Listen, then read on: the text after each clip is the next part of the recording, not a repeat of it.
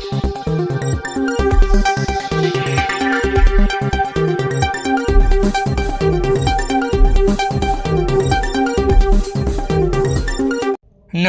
मित्रों, अमारी एटीन्यूज चैनल में तमारुं स्वागत है। मित्रों, अत्यारे हालनी सौथी मोटी अने दुखद खबर सामे आवी रही है। दिग्गजनुं निधन।